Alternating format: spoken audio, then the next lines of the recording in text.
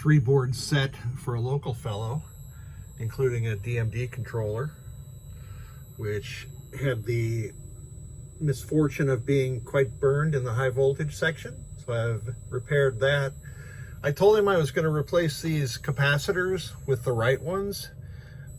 Somebody had put those on prior to me receiving the board, and unfortunately those things are glued down with epoxy, so I cannot get those things off without damaging the board, so they're just going to have to stay. That's the end of display test, and that's what you want to see at the end of display test. So let's go back to the first test in the board set, which is switch edges. And you can see on this MPU I had to do some alkaline abatement.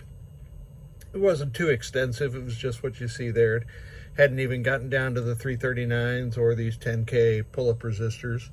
I did replace the reset generator, and I've installed NVRAM. Replaced the power input header right here. And darn it, I left that cap off again, so I got to put that back on.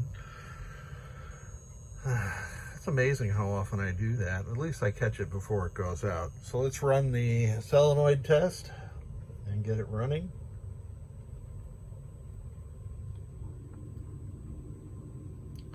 That cap I left off is a 5-volt filter capacitor on the MPU power input side, and it just, this one stays on because it's running the magnet motor.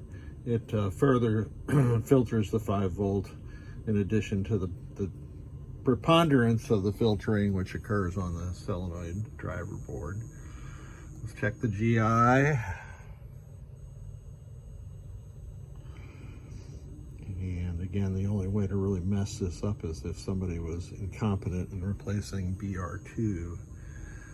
We will do lamps and flashers at the same time.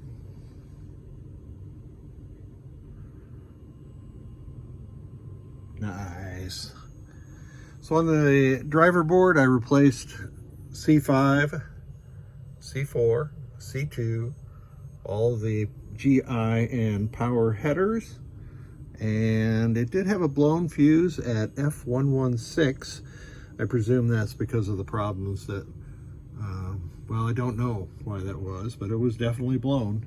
So I have replaced it with the correct 3 amp slow blow fuse, and Dracula is now good to go. Thank you so much for sending it.